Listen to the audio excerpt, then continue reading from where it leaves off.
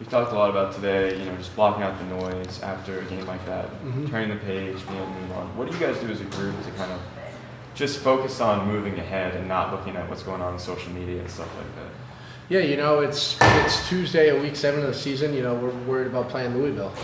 I got to study everything. I got to memorize everything that nose guard does, and then I also got to study and memorize everything they do as a defense. So Sunday is really the day we look back onto the game and make your corrections on what you did and what you didn't do. But today we're 100% Louisville, looking upon Louisville, and that's what we're going to do. And we're going to go out there and we're going to, on offense, we're going to put on a show. That's what we're there for. Up front, we're going to come off the ball. We're going to block. We're going to pass block. So we're just focused on Louisville. And right now, my job is to memorize every single little thing that they do as a scheme to make my calls. And then personally, my one-on-one matchup on the zero nose. He's a really good player. He played last year, so he's experienced. So I'm excited. It'll be a really fun week.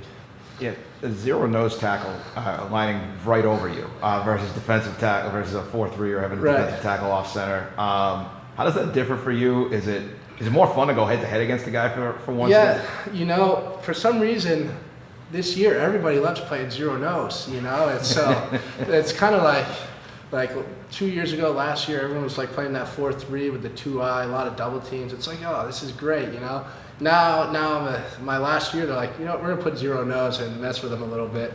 But yeah, it's different, one, because I'm more in man block. So yeah, it kind of stinks because, I'm a man block one-on-one. It's like every little thing I got to do right or he's going to beat me. But it's also a lot of fun because it's like you said, one-on-one, like, let's go. Let's see who's the better player, So it's a lot of fun. But I do get double teams, I still get those, which are my favorite. When you got guys like Zion and Christian, they're coming off the ball. It's like, oh, thank you. It's really like just them. Go ahead and take it. But, it's a lot of fun. I enjoy it.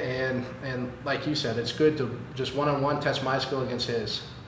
Can you now take me through the progression of your leadership? Because you started as a young guy who hasn't experienced a lot, but now here you are, having to be a leader on the team, and you understand the situation, and there is the urgency associated with it being your last year. Do you have to be more vocal in that regard? Yeah, I definitely have to be more vocal.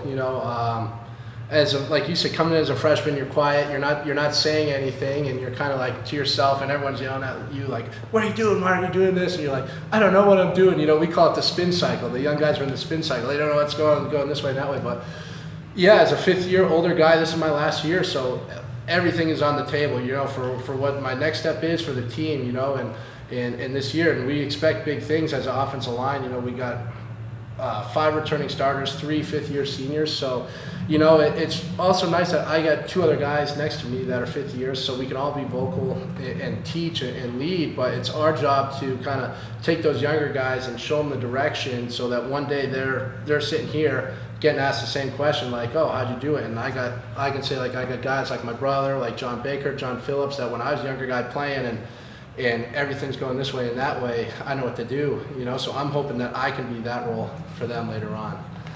I know every week is a big week for you guys. You guys pride yourselves on making sure every game is the same importance, but is there added emphasis we need to get back on track here after 2 losses? Are you guys talking about that or not really? Every week's the same. It's very hard to win a football game, so you take every win, no matter if it's against Shepherd Hill High School, you take every win. Every win's hard. So yeah, every week we treat the same. It doesn't matter who we're playing up front or whatever. We're just going to go out there. Like I said, we're going to study the tape, study who I'm playing against, study their scheme. We're going to go out there and do everything so we can win. So it's not more of get back on track. It's every week we're going out there to win. And yeah, we got to get back on track, but we have the same mindset every week. No matter what, we're going to work this hard and do that. We're going to give 100%. Louisville's a place where Dennis had to play for the first time. Yes. What's it like when you have to develop a rep with a quarterback and snaps? Do guys like different things on the way to snap?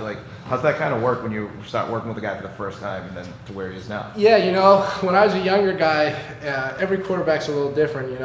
When I was a young guy, it's like, oh, I got to snap it this way and this way for that. Now I'm like, what, I'm gonna snap it my way.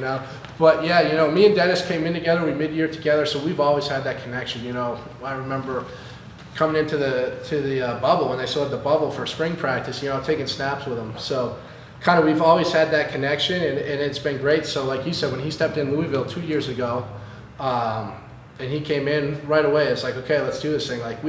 He's like, oh, let's get one snap. He's like, it's like riding a bicycle. No matter I haven't rode a bicycle in 2 years, but I bet you I could still go and ride one at least somewhat decently. So, yeah, so that was awesome. And like whoever's next guy in, I'm always taking snaps with those guys. So yeah, it's awesome. And like I said, Dennis is such a great leader. So like even this year in UMass when Phil went down, he came in. It's like, okay, we're still going to go because he's such a great leader. He knows what he's doing, and he has such control of us in the huddle.